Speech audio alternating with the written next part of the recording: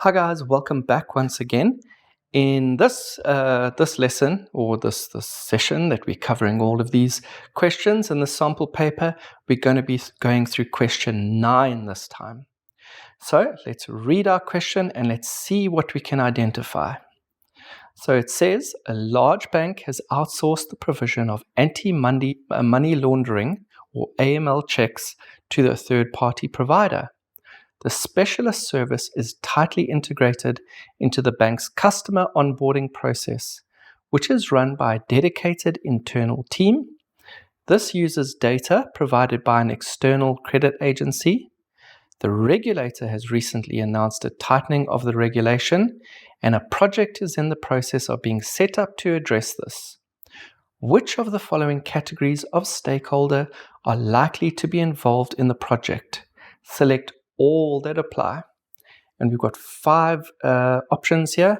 We've got suppliers, employees, regulators, competitors, and owners.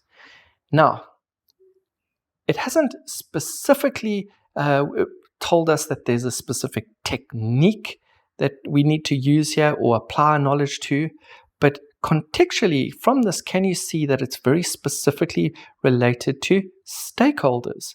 Because it says here in the instructions, it says which of the following categories of stakeholder are likely to be in the project. So this is now talking about the stakeholder identification stage. So often when we go into a project or business analysis assignment, we need to identify who the stakeholders are. Who are these people that we're going to be working with? Who are these people that are relevant to this project? Who are the people that have an interest in this project or this change or this problem, and who will also be affected by it? So we need to know this stuff so that we can communicate with these people. These people may be able to assist us as this organization is doing a change. They may be able to give us extremely valuable information. It also gives us a context as to how everything works out. How does this organization and this whole system work? So a lot of the time we need to first start off with a stakeholder identification. We need to find out who these people are. And sometimes we have projects that have specific stakeholder categories, maybe for certain industries, or maybe for chemical, petrochemical, or nuclear, or in a software development industry. Maybe there's specific stakeholders that have been even defined by the organization, and they may even tell you who some of these are. But a lot of the time, you'll have to identify these people yourselves, either the groups or the specific individual people. And what we can use from our business analysis knowledge is we have a technique known as these stakeholder categories. They're the generic stakeholder categories that we can use and put our stakeholders inside these broad categories. And they all are usually placed on what is known as the stakeholder wheel. And there's 8 of these categories on this wheel.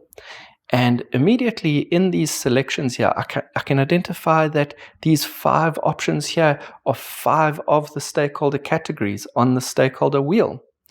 So and remember, these are the generic ones. So we can just use this in a generic way to identify people. But in this context, it's asking us to identify stakeholders and place them in these categories. So we need to identify all of the categories. The most likely, we need to identify the stakeholders from the scenario, and we then need to connect them to a couple of these stakeholder categories here. So identify who would be in that list and who would not be. So if we now go through this scenario again, we say a large bank has been outsourced the provision of anti-money laundering checks to a third-party provider. The specialist service is tightly integrated into the bank's customer onboarding process, which is run by a dedicated internal team. So there we have it. That is one stakeholder, a dedicated internal team. And which category would you say of these 5 here would this fall under? Yes, it would fall under the employee category because they work for the organization. They're internal to the organization. And then we continue. It says, this uses data provided by an external credit agency. So the external credit agency is another stakeholder here. It's a group, it's an organization that has an interest or is affected by the project or is part of the project or the change. And this external credit agency here, if you in this context, it provides the data.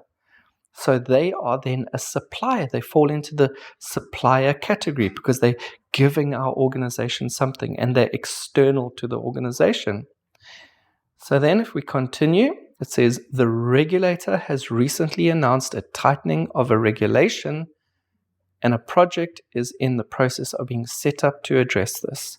So what it's saying is that there are also regulators, which is the third stakeholder that's mentioned in the scenario here. And then there you go. They fall under the regulator category because they literally are calling them regulators. But then if we look at D and E, the competitors and the owners, if you read through the scenario here, there's no mention of the owners. You read through the scenario, there's no mention of the competitors too. So the correct answers then are A, B, and C.